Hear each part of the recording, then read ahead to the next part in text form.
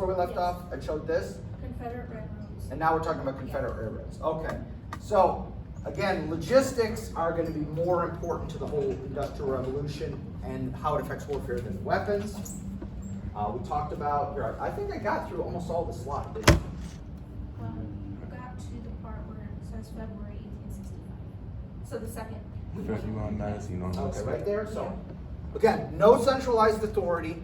So the fact that the Confederacy had fewer railroads to begin with, and then on top of having fewer railroads to begin with, they don't always go to the right places because, again, they were all about getting cotton and things like that. And you don't regulate it means it's just a crazy kind of network. It doesn't really work well. They can't create new railroads. We talked about this already. They kind of pirate the old railroad. They, like a section that you don't use, we're just going to pull up all those rails, reuse them. They keep doing that. What's that? What? Yeah. What was that? Really? You never noticed? No, that's the first I ever saw justice. And so the irony is, this is unregulated private enterprise. It's pure capitalism. And it fails miserably.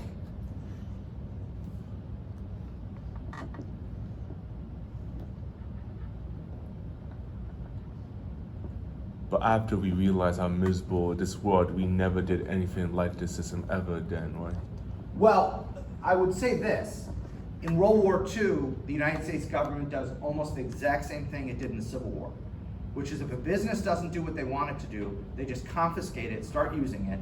The business owner sues, just like the railroad owners sued. They always win in court because the government was acting illegally. They get a nice, handsome settlement, but the government got what it wanted in the short term. For instance, stop making this product. I want you to make this product. No, I don't want to do that. Okay, we confiscate the business. We convert all their machinery. They start making the new thing. Then the court settlement ends. We have to give it back to you. Here's your big fat check. Oh, and by the way, all your gear is now converted to making rifles instead of typewriters. So you'll now make rifles. Because it would be foolish of you. You'd have to spend your own money now to reconvert back to typewriters. But the market wants rifles. And to me, that's the more logical thing. As long as ultimately the courts do the right thing, then I think that's a good way to do it. Okay? As long as the courts don't say, no, this is completely justified, screw you. Well, okay, no, that's wrong, because that's private. It's a private business. It has stockholders who own part of the business. They deserve to be compensated. And again, it happens in World War II. Exact same thing. So, ultimately, one of the things that really ends the Civil War is the collapse of the Confederate economy. In fact, some historians have argued the collapse of the economy is worse than battlefield failures.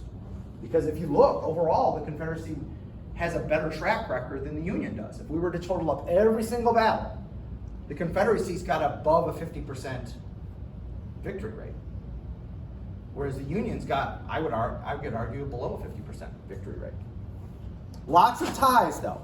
So that'd be wins, losses, ties. There'd be lots of ties in the Civil War. Is it similar to like a Roman Empire where they had a very strong military, but after they ran out of wars, it's kind of just fell? Yeah, to a certain degree. I mean, you could say that to a certain degree. So the blockade is devastating on the Confederate economy. And remember, it's both the blue water blockade out in the ocean, but also a brown water blockade in the rivers. Once the Union controls the Mississippi and the Ohio and the Kentucky and all these other rivers, you can't even get stuff over from one state to another in some cases. I apologize for my voice. I've got a little something. I try not to get too close and breathe on anybody. Okay?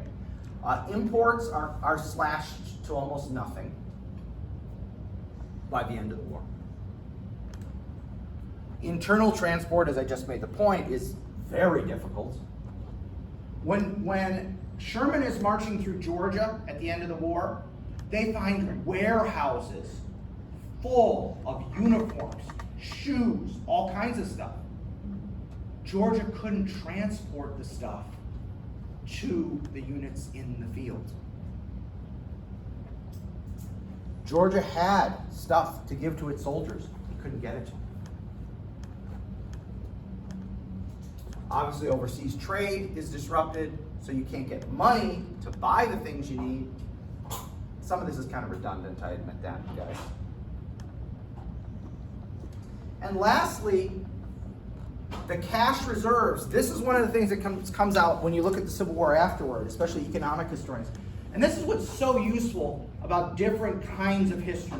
Like, I'm not an economic historian. I don't do numbers, as you've seen in class already, okay? Numbers are not my strong point.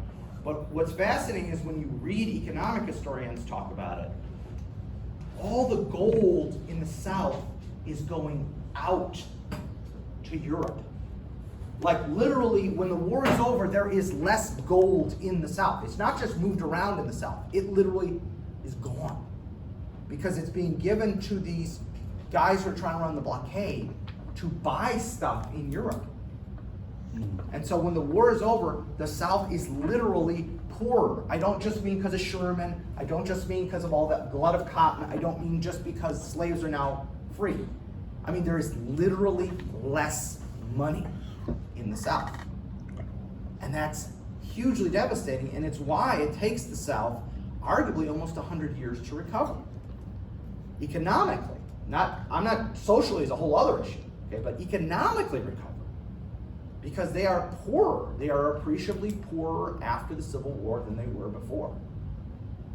And the idea of getting credit in Europe in that first year, okay, so for the first year of the Civil War, guys would get to Europe, Confederates would get to Europe, and banks would loan them money based on the cotton. So we'll loan you this because we know your guys are good for the cotton. Well, after about the first year, and almost no cotton is getting to Europe, the attitude is, no, we're not doing that anymore. It's cash. You got gold, we'll make a deal. Anything else, not happening. So then they have debts on top of it. And then there's a Supreme Court decision afterward, again, about whether to pay those debts, and it gets into a whole other complicated thing. The railroads, what few railroads they had, are ruined by the end of the Civil War. Either because of use, because of destruction by the Union, or because they had to take them and steal one part to fix another part. Right. So the currency, that crazy paper money, printing paper money, but not requiring people to take it, meant that by the end of the war, it's like the Zimbabwe dollars that we've all seen images of, the $100 trillion Zimbabwe notes. They're worthless. When I was a kid, if you'd go to like flea markets, people would have like cigar boxes with just piles of Confederate money you could get for like 50 cents, 25 cents. You could get like 100 Georgia, state of Georgia, $100 Confederate money for like a quarter when I was a kid. I have no idea if that's still out there or if it's still available. At gun shows, some of the traders at gun shows, they had, because when I went to the last one, he had like a little, and it was exactly like you just described, it was a cigar box, but in there he had like ammo. I'm like, he was like, oh yeah, this is from the Civil War, and I was like, wow. So it was all like, Yeah, it's still around, so probably a little pricier than a quarter nowadays, but it's it still was around. wanted $350 for it. Oh, okay, yeah. Whew. Quick question. Yes. I was wondering, how do we pay to make currency? How does that work? Well, you pay because you have to have the industrial. You have to have the paper. You have to have the ink. If we're talking paper money, or if you're talking coins, you have to buy the metal that it's made out of. You have to have the smelting to melt it. You have to have the, I don't know what you call it, the thing that punches it out. Yeah, the mint, whatever that means. So there's a lot of costs that go into it, and our dollars, for instance, now, as you all know, except for the $1 and $2 bills, all of them have that safety filament in them. They all have watermarks in them nowadays. So that's even more expensive, and it's made counterfeiting damn near impossible from what I understand. Mhm. Okay, you don't share, because we don't want to, I don't want to be accused of encouraging counterfeiting in my At the class. gas station, and like, some of them come, some of the 20s that came through, like, literally, we had to change the pins instead of marking with a pin, we had to get the actual light, because they're actually getting better at printing them, because Wow. they look good, and then it's not until, like, really, my manager came and she said, I looked at it, I thought it was, but it's just one of those things, like, it felt real, and it went under the light and everything. Well, you know what the #1 country that does counterfeiting around the world is? America. North Sure. Korea. Wow. Oh, wow. The North Koreans actually print American and British and European money with their full-size, impressive facilities, and then ship it out. And they basically sell it to organized crime at a discount.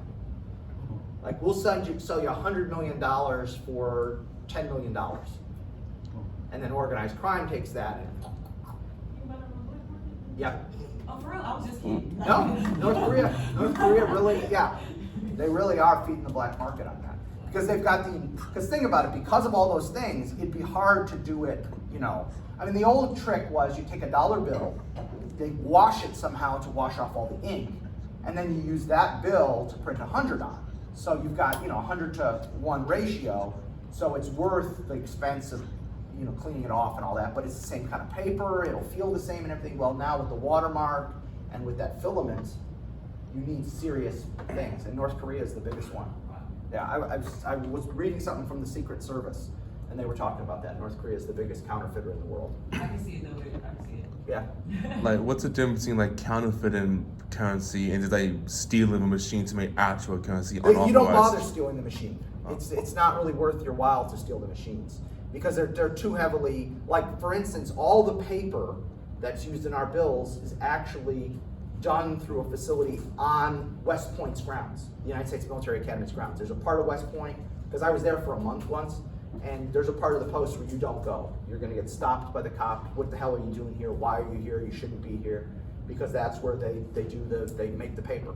All the special paper's made there. It's on an installation. So, as one historian described it, the Confederacy suffers starvation in the midst of plenty.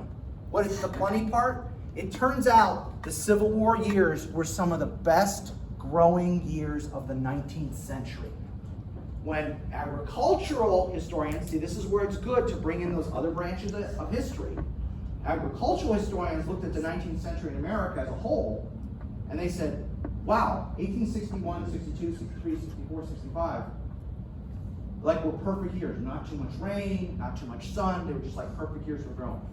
So the Confederates have got cotton and tobacco and indigo and rice and all these things, all they can use. But you can't do anything with those. So that's what one historian called it, starvation in the midst of plenty. They're starving to death, but at the same time, they've got more of everything they could want. But you can't get it anywhere, you can't sell it, it's useless. So to start wrapping the war up, I would argue there's really two phases to the war. The early phase, which is 1861 to 63, and then the later phase, which is 64 and 65. What's the difference between those two phases? Well, the first phase has heavy casualties. And we see that. I showed you that list of battles. I just threw up a list of battles. Heavy casualties is going on. And we talked about why. Better weaponry than tactics. Okay? And that's going to continue all the way through World War I. So from the middle of the 19th century to the early 20th century, weapons and tactics are not keeping up. Okay? We have generally short campaigns and long rest periods in the early phase of the war. This is especially true, the long rest periods are especially true on the Union side because Union commanders are so cautious, they always want to make sure they've got everything they can. Do I have enough troops? Do I have enough of this? Do I have enough of that? I need to get everything together before I make my attack. So they'll spend 6 months preparing for the attack, and then the campaign will last a month. And then they'll spend another, X number of months preparing, and then a quick battle, that kind of thing. There's serious command structure problems. The Confederacy has a few, but not many. It's mostly the Union. It's mostly the Union. And one of those problems is that cockamamie rank system. Remember me telling you how you could have 5 commissions all at the exact same time? That kind of stupidity. It's not until 1864 that they finally tell General Grant, you're a lieutenant general. You're a full-fledged lieutenant general, no brevets, no anything.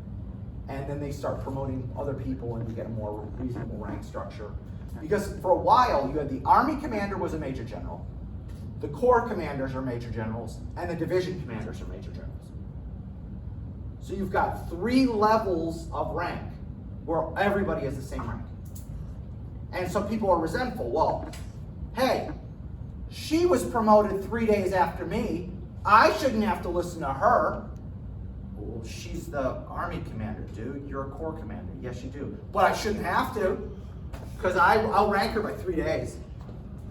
And if you don't think Army officers pull that kind of crap, They do, even Navy officers. You just remind me their lineal numbers. That's how they used to pull it. Like, oh, I'll rank him. No, you don't. And then you have to pull up their numbers and come to find out, like, oh, you were only in 5 minutes before he was. Yeah. Sit down, sir. Yeah. Yeah. yeah, I'm not going to say what I'm but Especially when it comes time to promote you. it's a certain amount of bravado. Let's just say bravado. That, you know, I know I'm better than him. And that's There's another term we'd use in the military, but it's not suitable in private society.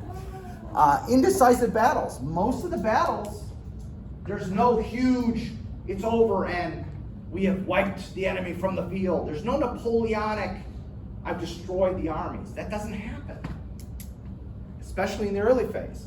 I would argue it doesn't happen in really most of the war, but it especially doesn't happen in the early phase. There's no huge heroic Napoleonic style victories.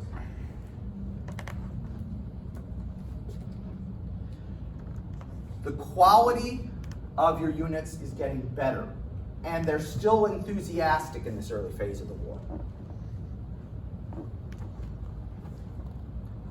For the Union, however, remember the problem. You get better as you get experience, but remember, at a certain point, your unit gets below 50%, and it doesn't matter how good the unit is, the quality is going down now because you got no guys in the unit. And it goes down and down and down and down. Okay? And they're enthusiastic still in this early phase of the war. We're fighting for the Union, we're enthusiastic, et cetera, et cetera. Okay? And then lastly, we're all searching, the Union and the Confederacy, for successful commanders. Robert E. Lee, most people forget this. Robert E. Lee, for the first year of the war, basically sat at a desk in Richmond. So for all the Southern people who Robert E. Lee is this saint, you know, that's how they act. He sat at a desk for the first year. He was Jefferson Davis's friend, and so he was his close advisor. And it wasn't until the commander of the Army of Northern Virginia was, I think he was killed. He was killed, or at least he was badly wounded. That Stonewall Jackson? No, Jackson was still as the Corps commander at that point. I know he was killed by friendly fire in 63. Right, absolutely. Davis says, Lee, you go take it. Go lead that army. And then from that point onward, he leads it. But for that first year, the Confederates don't have this quote-unquote great commander leading their army either. So what happens? What's different about the second half of the war? You know what? We still have heavy casualties. No difference at all on that point. As I say, we're just going to keep going with that as our mantra from here and up through the end of World War I. Heavy casualties are going to be the norm.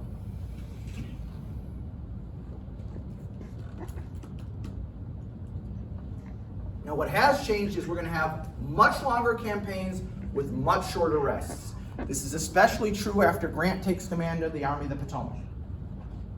Grant's attitude is, we're moving forward always. Grant will sustain horrible losses, and he will just basically wire Washington, send me more guys. I'm moving forward.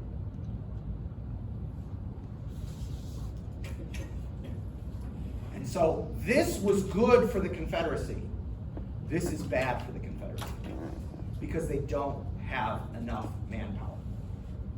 They're always short of manpower, and so the fact that Grant keeps pressing them, that hurts them. It's not even about him, how many he kills, it's just that force, that continually pressing them, not letting them have a respite. That is huge in defeating the Confederacy. We have, for the most part, a stabilized and rationalized command structure in both armies. That doesn't mean we still don't have some incompetent commanders. Yes, we do. And we always will.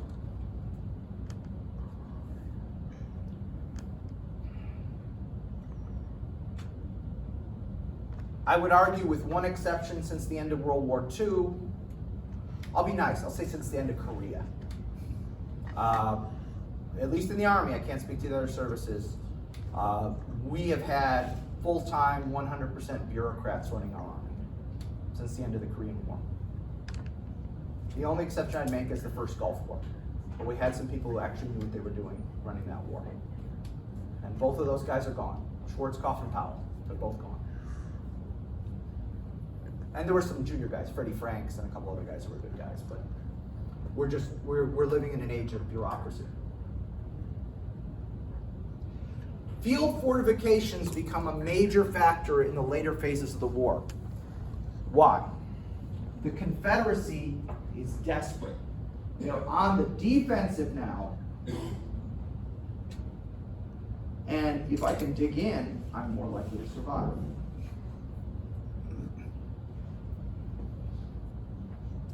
This will be something that, if you pay attention, is going to become a theme through World War I. If casualties are high and I'm not maneuvering, the best thing I can do is dig in. And of course, it will come to its ultimate fruition in World War I with these trench works that go from the border of, the coast of the Baltic Sea down to Switzerland. One giant line of trenches. Okay?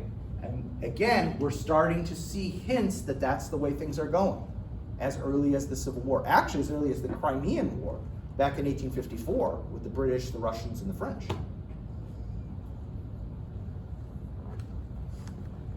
Unit quality is starting to go down. Partly for the reason we talked about, which is guys get better and then they start losing men and the unit quality. But also because for the Confederacy, we're running out of manpower completely. And for the Union, we're getting weary of this war. And we're having to resort to the draft. Okay? We have to resort to the draft. And again, as we've discovered, with a few exceptions, draftees are not necessarily as good as volunteers. Again, World War II, we did okay with draftees. World War I is really hard to judge. It was only 18 months, and we were really only in combat for less than 6, so I don't know how I could call that one. But in general, if you have to be forced to serve, you're not as motivated, you're not going to be as well disciplined, etc., etc. So, now, it depends what you're trying to achieve. If you have a draft in peacetime and your whole idea is including the people in the defense of their nation in a kind of patriotic way, okay, I understand that, if that's your goal. Or if you're Switzerland and you take the attitude that, you know what, everybody in their closet's got an assault rifle because that's how we defend our nation. Okay, that's a different situation. But if you're trying to be America as a empire/republic, depending on what your perspective is on that, draftees are not the best. They're not the best. Okay? And both sides see this. I don't want to give the impression that it's only one side. The draftees don't work well in the Confederate or the Union armies. Volunteers are always better. And lastly, the commanders have improved. The Union Army massively improved. In the Confederate Army, they're actually starting to lose their senior commanders. So, as you mentioned, Jackson getting killed by friendly fire, Jeb Stuart getting killed by friendly fire. They're actually starting to lose some of their best generals, which makes things actually worse for them, whereas the Union finally has figured out, okay, these are the guys that are going to lead the war. And again, some of them are not the people anybody predicted ahead of time. Nobody would have predicted Sherman, Grant, and Sheridan would be the winning trio there. Not in 1861, you wouldn't. Grant's a failed ex-captain. Sherman is too Southern, remember, because he's living in the South, running what becomes LSU.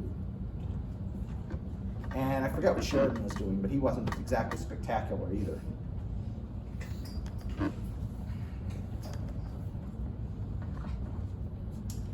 Now, one of the things, my family is relatively new to America. My dad emigrated in 1949, okay, as a 9-year-old kid. And even on my mother's side, no one was here before 1913. So I have no link to the Civil War. And I would see people get really heated about the Civil War. And I always had trouble kind of wrapping my head around that. Obviously for African Americans, there's an obvious reason there. Yeah. But I meant among Caucasians.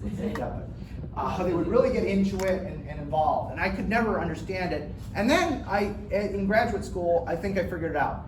And that is because there were more people killed in the Civil War than all of our other wars combined until halfway through Vietnam. Now, just to put this in context, if we had lost this many people, okay, this is a couple years old, so my date, it's not going to be 2022 population, it's going to be like 2018 or 2019 data. But if we compare this to our modern population, that would be the equivalent of losing 5 million dead. So think about, yeah, that was based on 2019 data. So it's a little off, but it'd be like 5.2 million. Think of how screwed up our country would be for generations if 5 million Americans right now were lost, gone. Like if, I don't know, Putin decides to play with a nuclear bomb. Okay? Yeah, we'd be pretty screwed up for generations too. So this is what I can come to grips with. There's other obviously psychological explanations, I get that. This isn't the only one. But this one worked for me. This helped me get my head around this. If we were to lose 5 million people dead, and then how many more wounded? Maybe another 5 million mutilated? Because remember, this is a civil war. You get hit in the arm, your arm's gone. You get hit in the leg's gone. Okay? So it's not modern day casualties where you have people surviving absolutely horrific things and actually being in halfway decent shape, all things considered afterward. Yeah, I mean, these guys running these marathons on artificial legs and stuff, I was like, holy crud, So 5 million dead, another 5 million mutilated and can't work, can't do anything for the rest of their lives. That would screw us up pretty bad. Yeah, and half the country's economy just absolutely devastated. It doesn't come back for minimum 50 to 75 years. Some people would even say more like 100 years. What's that? Still kind of puts in perspective that despite entering the war rather late, World War II, Americans were still devastated by it. 400,000 deaths. Yeah, I mean, 400,000 was nothing compared to what the Europeans suffered, but that was still devastating to us in World War II, absolutely. I mean, it was still devastating, and World War II still resonates to this day for us. Not the way the Civil War does, obviously, that's a bigger resonation, but it's also near. Wait, hold on. Is there a memorial for World War I? I know there's a bunch of Vietnam. Yes, there is. Well, in Kansas City, there's the World War I Memorial / National Museum. But there's because this is governmentally involved, so there's a difference between a memorial, a museum, and a monument. So the last I heard, I moved from Kansas City 6 years ago. The memorial wasn't the monument, and they're trying to get the monument in Washington, but the guys in Kansas City want to have everything there so they can say they are the one-stop shop for World War I. It's stupid and petty, and I don't understand it. This is weird because this week I told you I went to a concert, and before they started playing, they played a video talking about a World War I monument and once they supported. Yeah. It was very strange. I didn't So realize this it is happened. still evidently a debate as to whether they're both the memorial and the monument, which to me are kind of the same thing, but evidently in government bureaucracy there's different categories. I have no idea. It's a really cool museum. If you're in Kansas City for some reason, check out the World War I museum there. Really good museum. Anyway, wrap it up with a moment of Zen, and then we'll go on to our next lesson right away. And this is from William Sherman, and again, this is Sherman at the end of the war.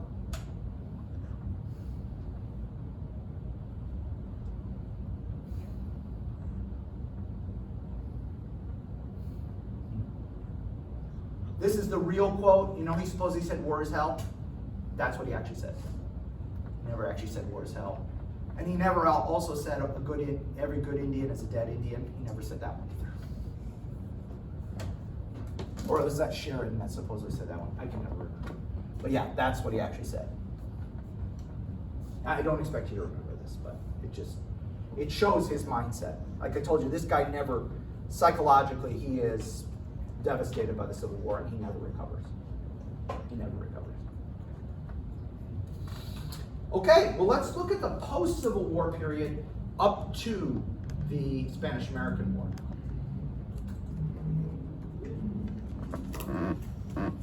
So, this is going to be a crazy period. There's a whole bunch of weird stuff going on in this period.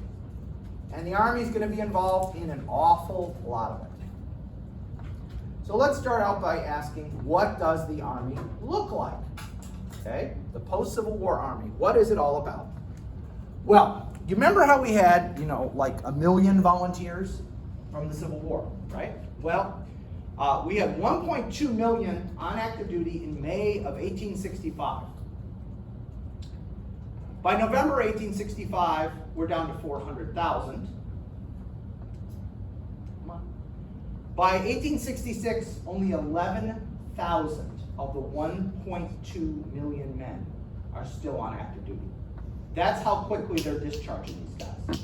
Just as quick as they can, they're getting them out, getting them back into civilian life. There are none left, none of the volunteers, USV, none of them are still on active duty by 1867. Excuse me. So again, rapid demobilization, which, as it always does, causes an economic recession. Because you can't take 1.5 million guys, throw them on the job market, all of them looking for jobs at the exact same moment, and not affect the economy. That just, that's why they do after World War II the GI Bill. Because the hope is, right, some of them are going to go get jobs right away. Some will delay, go to college. Some will use, remember the GI Bill wasn't just about college. It was also about trade school. It was also about loans to start businesses. So the hope was we'll spread it out. And some guys will do this, some guys will do this, some guys will do this. And that way we'll avoid the recession. We didn't avoid the recession. There was a recession right after World War II as well. However, it was relatively short and relatively mild, and we're able to bounce back, and by the 50s, the economy is roaring, okay?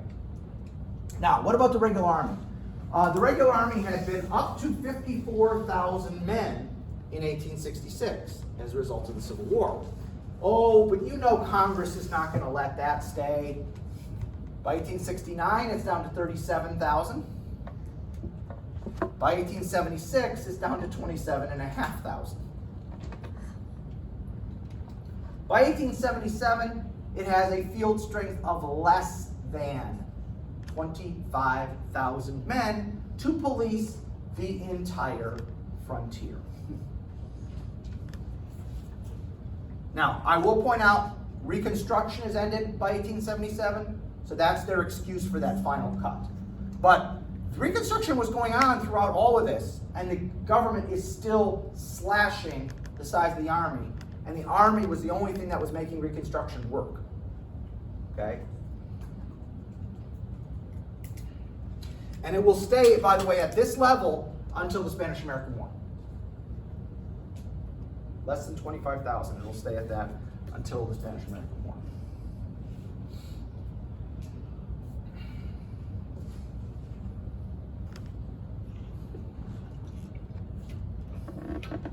All right, so that's the numbers, the basic numbers.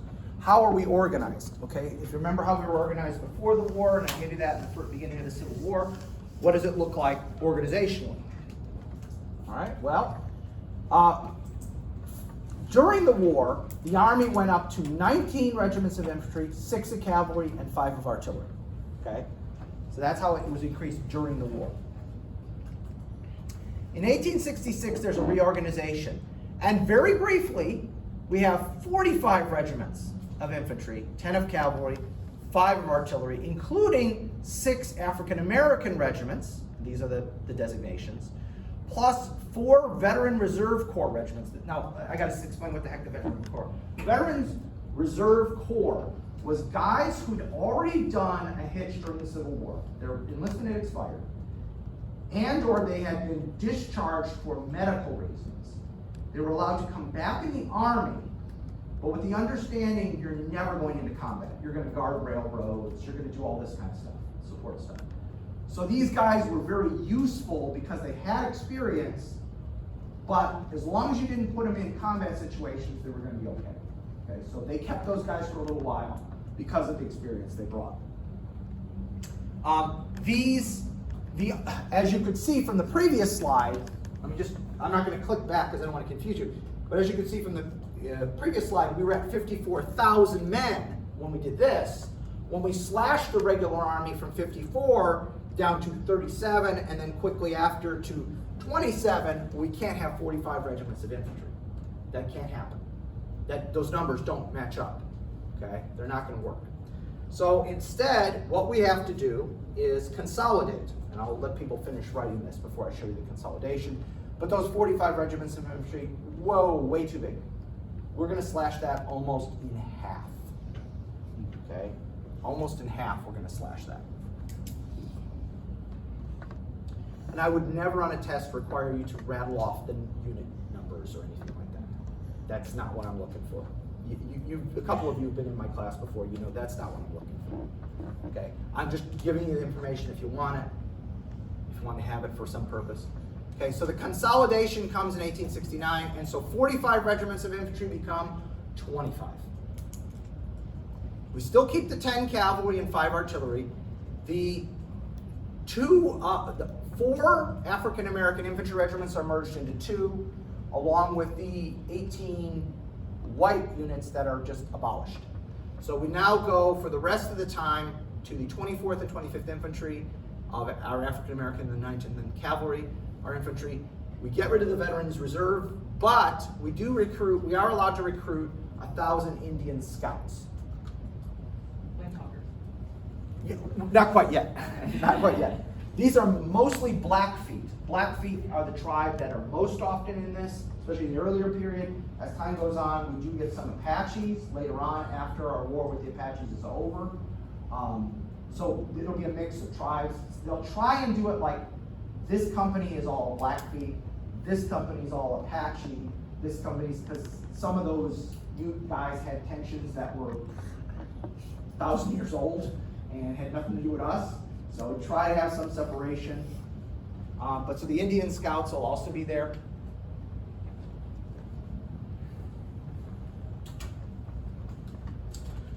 No brigades, no divisions, no corps. All of that stuff that we had during the Civil War, poof, all gone.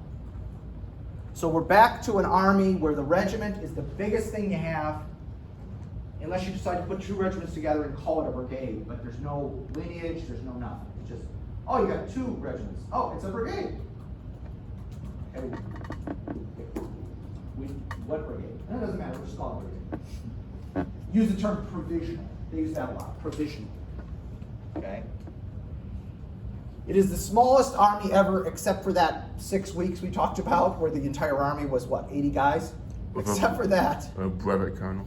Yes, under Brevet Major. Oh. He was even worse, yes. This is the smallest army in proportion to our population, okay, by 1890. So whenever talking heads talk about how small the Army is right now, or the Navy, or the Air Force, or the Marine Corps, any of them, you got nothing on this. I mean, come on. Now, is it small for what we're trying to do with it? Oh yeah, but that's all about what you're trying to do with it. If you're just defensive, it's huge. If you're offensive, oh no, it's tiny. So, okay, make up your mind. What do you want to do with it? Okay, decide what you want to do with it, and then pick the right thing that can go with what you want to do with it. Okay? So, Reconstruction is obviously the first really big thing the Army has to deal with during this period of time. Okay? The Army is the principal instrument of Reconstruction.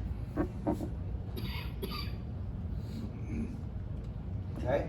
The Reconstruction Act of 1867 divided the 11 ex-Confederate states, excluding Tennessee, and I forget why Tennessee got a pass. I don't remember what that was about.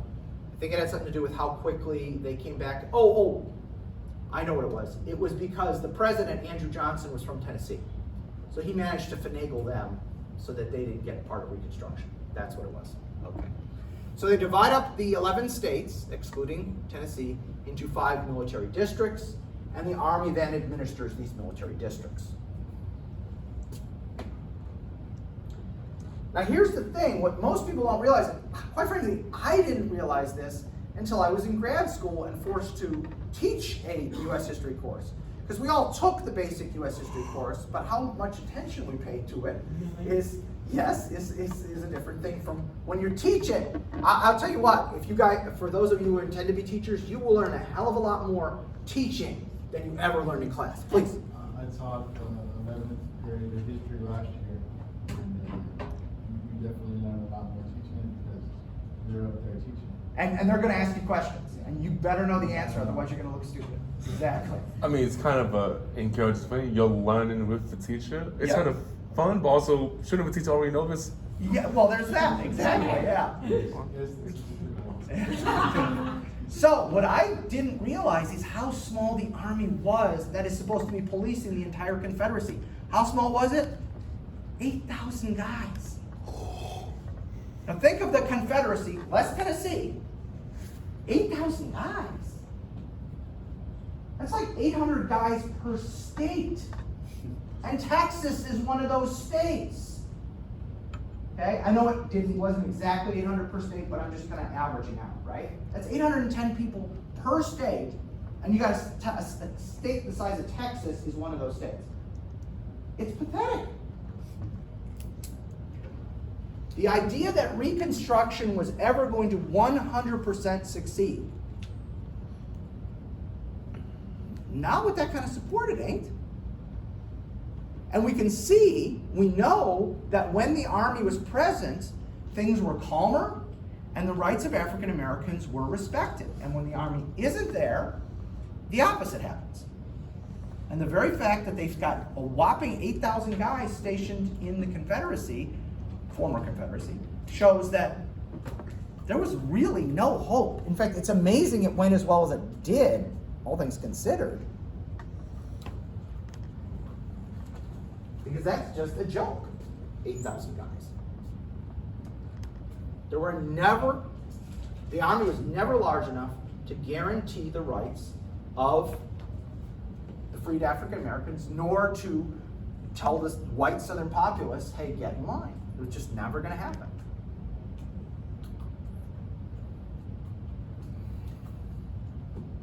And as you all know, the last federal troops are removed from the South in 1877, and after that, it's dead.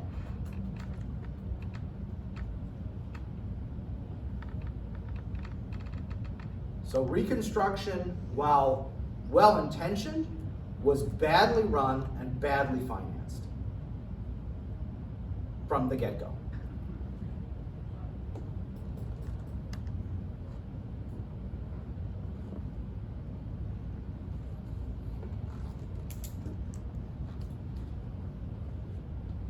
One of the organizations that are established to help make Reconstruction work is something known as the Bureau of Refugees, Freedmen, and Abandoned Land. Okay? It's generally known generically as the Freedmen's Bureau, but that's its official title. Okay?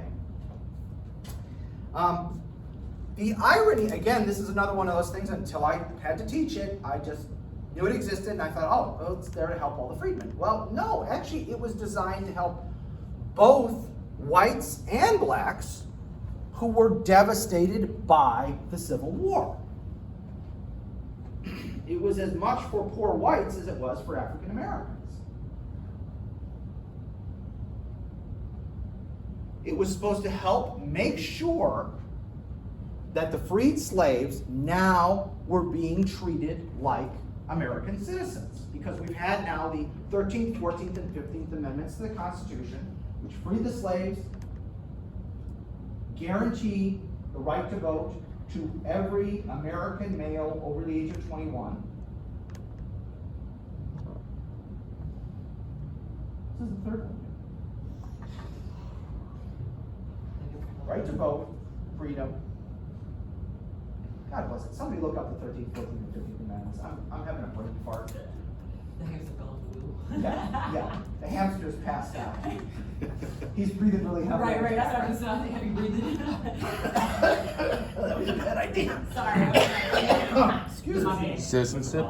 What's that? The 13th was abolish slavery. Sorry, buddy.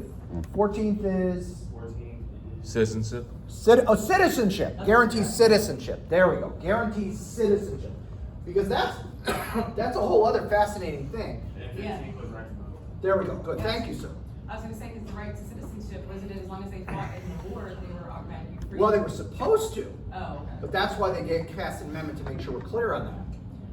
And that's a fascinating thing because most people don't realize this.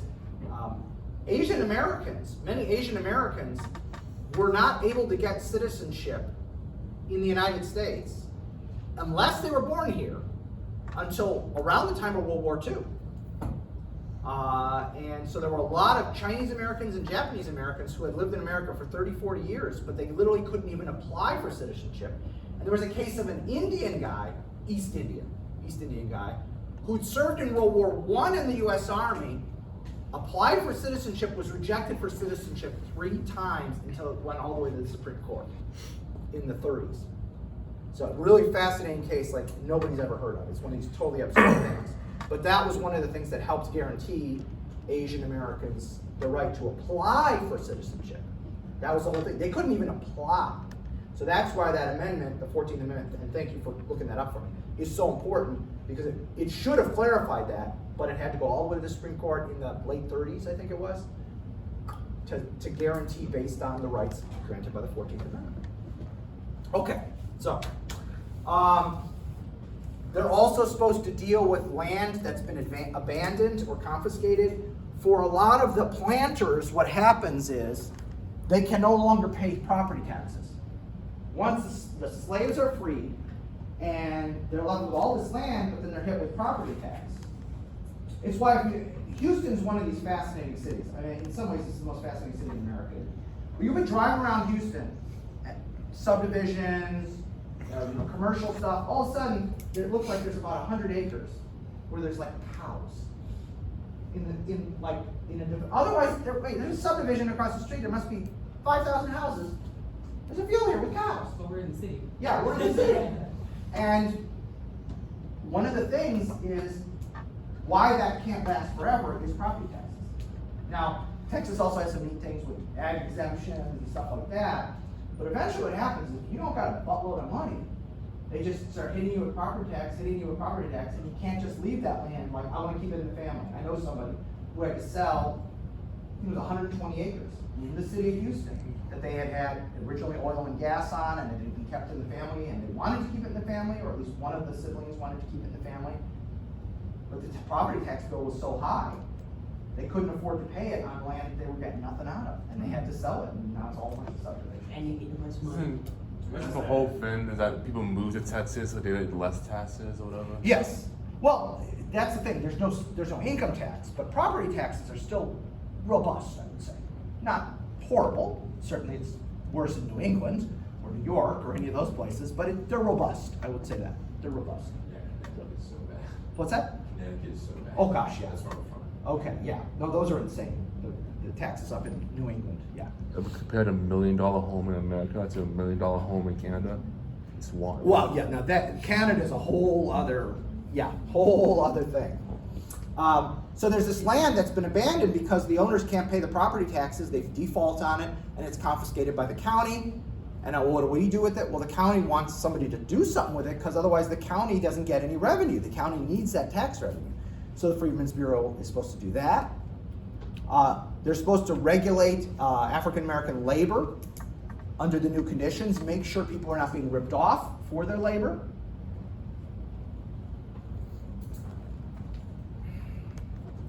And also education becomes a factor.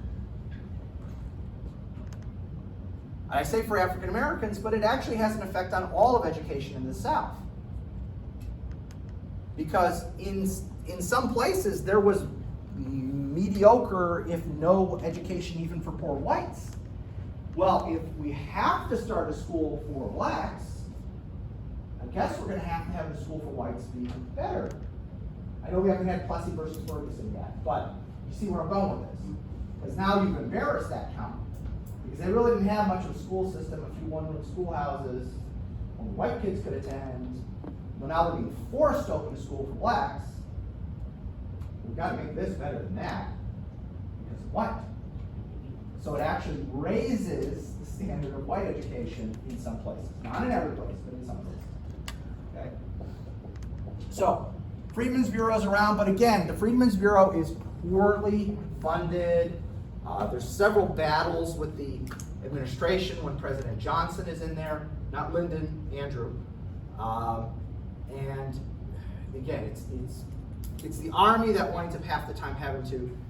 There's civilians who are directing the organization and in positions, but when they need something done, they have no worker bees. So they have to find an Army unit that's somewhere nearby and say, can you help us do X? And the Army commander has kind of been told, help them out where you can, and say, okay, I got 15 other things to do, but okay, yeah, I'll help you. And so it's all tied into this. It's this underfunding, this chronic underfunding. And I would argue we've gone to the other extreme, which is chronic overfunding for things we can't pay for. But that's neither here nor there. So, what is the U.S. Army supposed to do? Well, number one, maintain order. We don't want a guerrilla war breaking out in the South. Okay? You don't want a guerrilla war. You've got to maintain order. Very important.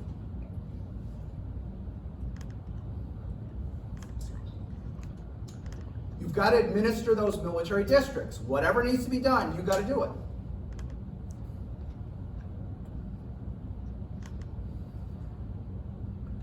Today we have an actual special thing within the Army, the Marine Corps has it as well, called civil affairs.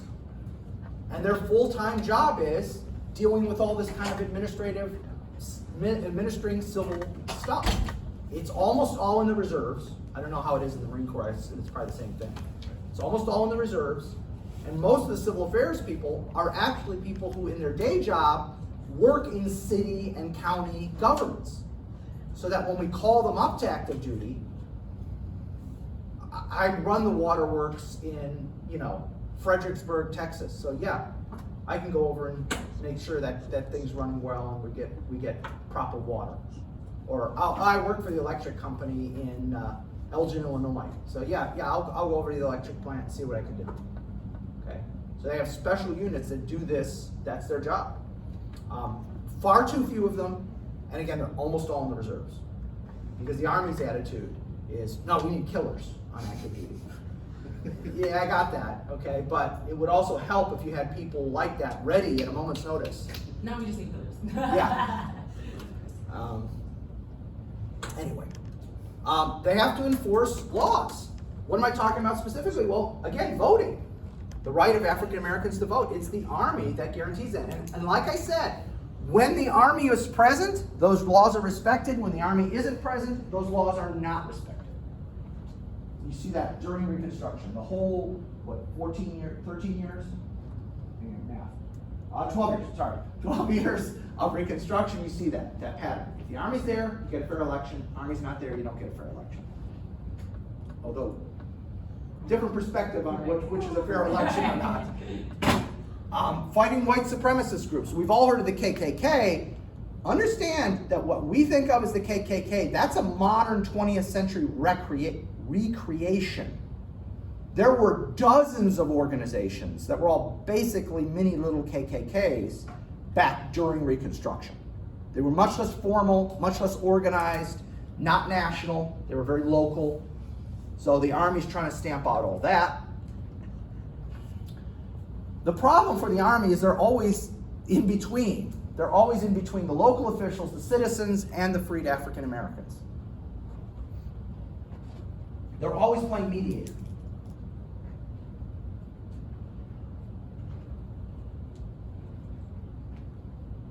The Army's not thrilled with that.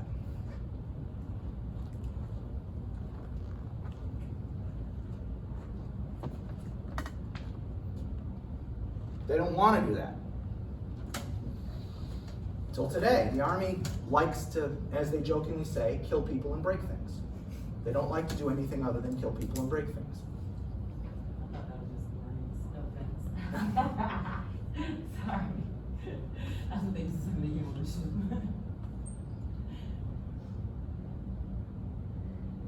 So, I want to show you a few quotes. And again, don't try and write down the quotes. Don't try and write down the quotes. Okay? I just wanted you to get a perspective on stuff. Here is Sherman, who has succeeded at this point as General-in-Chief of the Army. Here's what he had to say about the role of the Army in Reconstruction.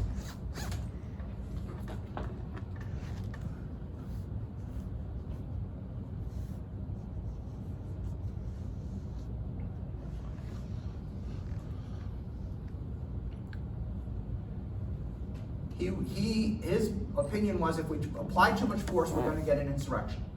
We're going to get a guerrilla war. But even if we try to, we don't have enough people. 8,100. Yeah, 8,100 guys. So we're damned if we do, and we're damned if we don't. Either way you slice it, it's not going to work.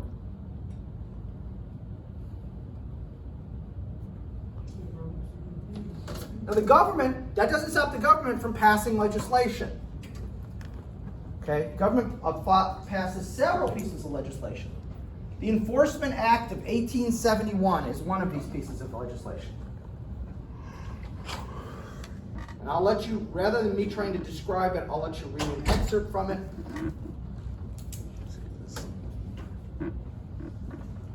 It's very legalistic because it was written by lawyers.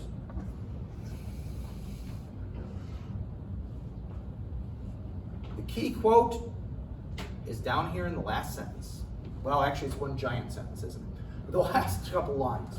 That's the key quote there.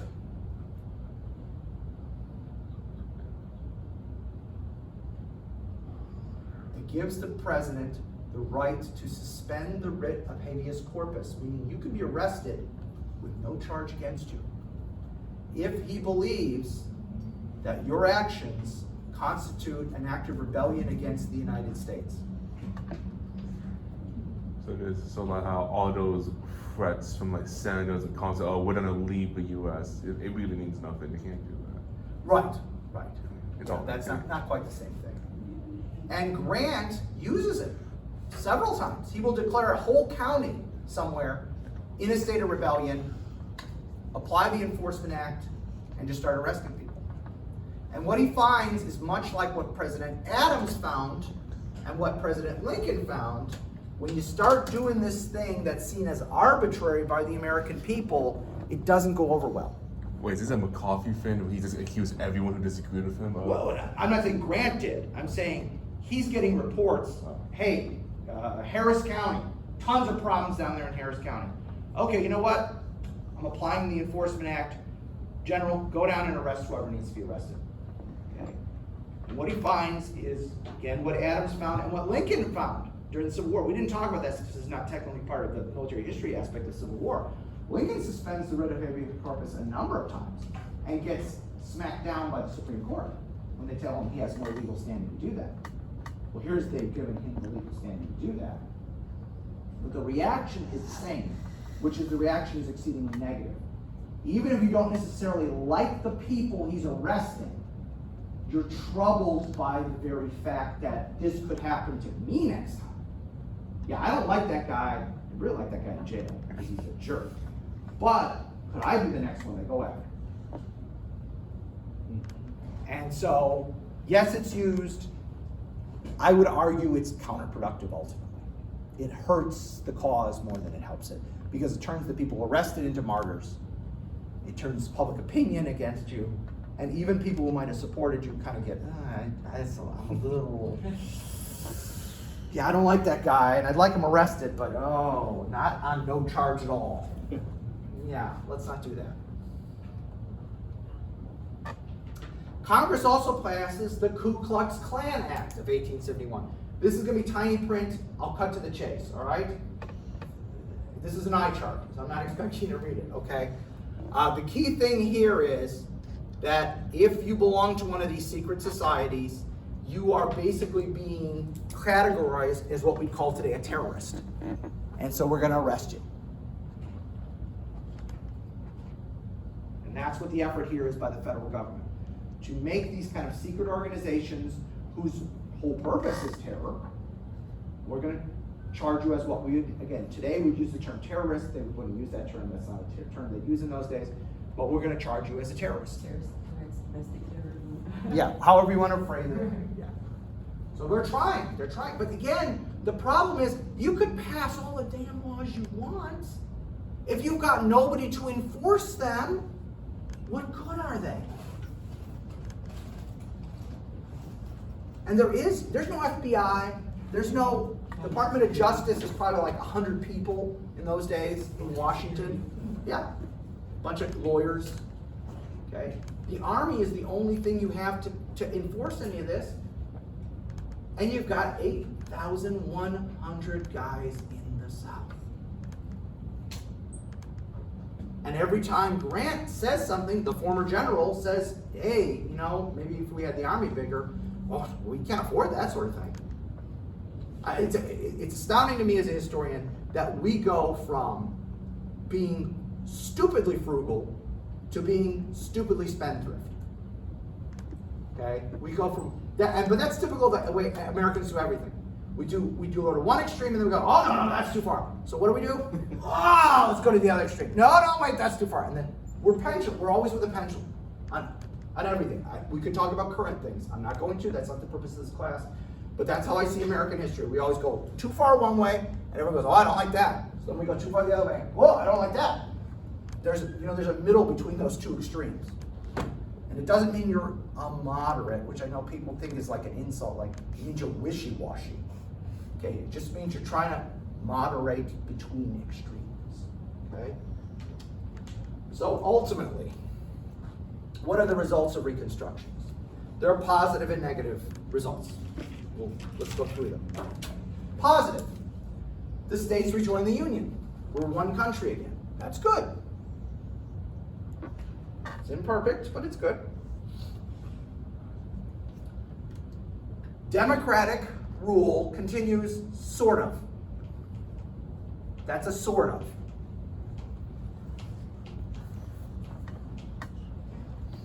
Because let's be honest, in that period in history, unlike the period we live in now, most states are one-party states. After the Reconstruction ends, these become one-party states. To be a Republican in the South until the 1970s, did you want to die? Because that's really the only reason you'd vote Republican in the South until the 1970s. There's no violent vengeance on the losers.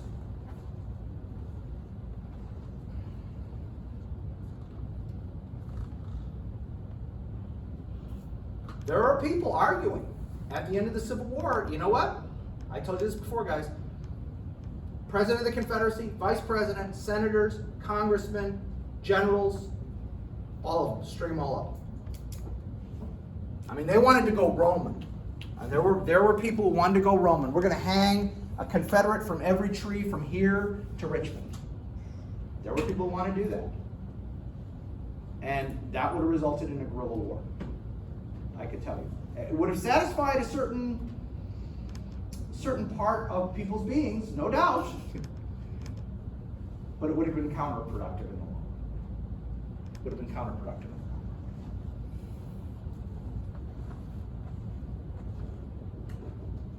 African Americans did make some gains. Not as many as they should have, but some. Slavery's over. Okay? Slavery's over. That's true.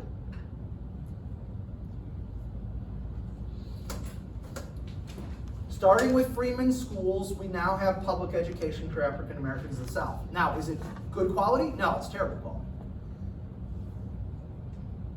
But let's be honest, most of these states have poor quality schools for their white population too. And some of them haven't dug themselves out even now. I mean, Mississippi, Alabama, Louisiana are always like 48, 49, 50 when it comes to education. And it's 2022. Where's Texas in that? I think the last time. at we 38 did 10, is I think okay. they dropped out at the last 10, because I think the last, either not this year or last year, they were within, they rounded out the top 10 or top 20, Uh-huh. but I think this year they dropped. Okay. Like to right below, if I'm not mistaken. And if not Houston, I think Katy did, was that Katy, I remember one of the schools. Right. I think so, but, yeah. But he's looking it up, oh, yeah, 43rd. damn. I thought it was 38, that was my Yeah, that's guess. okay, I thought it went, yeah. Hold on. Oh no, 39th overall, 43rd in educational attainment. Wow. Oh, that means. I never can remember why they keep, okay, so I'm gonna go with the previous number, 39. I said 38, so I was only one off. See, I'm always good, I bracket it, okay? Income does grow for African Americans, but going from 0 to a penny is growth. If you were a slave and now you're not a slave, you know what I'm saying? So when we say income grew, it's not like, oh, they all became upwardly mobile and are going to college. No, you went from having nothing to having something. So it's kind of deceptive to say income grew, because something's more than nothing. And from 1% to 2%, intending to double your income, right? Yeah, if you were at 0% and went to 1%, you've got a 100% increase. Okay? Families are legalized. I mean, I didn't get into this obviously because it was outside military history, but it was illegal to be married as a slave. There was informal marriage, obviously, among African Americans within their own communities, but official, legal, public marriage was forbidden. And so that is now a thing. So there was some good, but then we gotta look at the negatives. Okay, so those are the positives. What are the negatives? The Southern economy will remain backward for another 100 years. You don't start to see industry and manufacturing come to the South until the 60s and the 70s. Just in time for industry and manufacturing to collapse in the United States as a whole. So, awesome timing. It's kind of like my timing for things.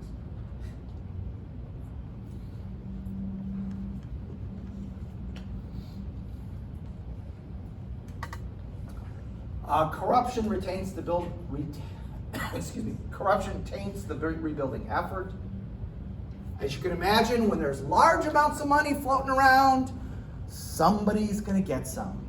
Okay, the COVID, everybody knows, this is not partisan. Everybody knows for the money for COVID, what was the latest number? Something like $200 billion was somehow illegally proffered or something. It was some insane number. I'm probably getting the number way off, but it was some number that I thought, I can't even conceive of that. Had been illegally changed by different groups and different individuals. They're prosecuting a few of them, but most of it's gonna be small scale. You know, one person got 10 grand they weren't supposed to get. Yes, they're never gonna get that one person. There's always some embezzlement scheme going Yeah. on. I know Brett Favre is in Oh, there I now. heard about that thing with Favre somehow getting money moved for a local community he was Yeah. involved with or something. I have no idea what that's about, but you know, again, that always happens whenever you got large sums of money around. I'm not excusing it, I'm just saying it happens, okay? For African Americans, the negatives, you notice that's gonna be a longer list. The promises of the 14th and 15th Amendment never materialize.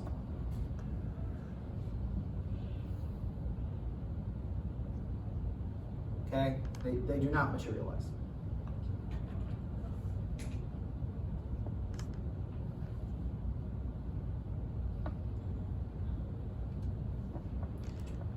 The Jim Crow system basically, and notice legally is in parentheses, legally circumvents the amendments.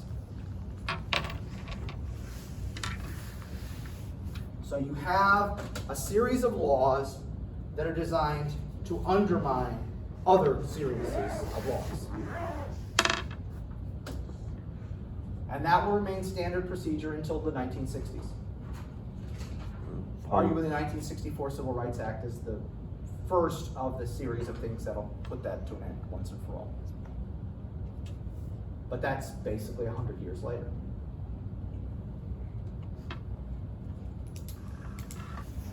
Okay, so it's not gonna end right. It's not gonna end right. I don't have it in here, but I want to point out, during Reconstruction, there were 3 African Americans in the United States Senate. There will not be another African American in the Senate after Reconstruction until, I think, 62 or 64. A guy from Massachusetts will get elected. So 100 years. So, again, and there's something like a dozen guys will make it into Congress during Reconstruction. So there's going to be a high point there during Reconstruction where people are going to be like, this is it, man, it's going to work, and then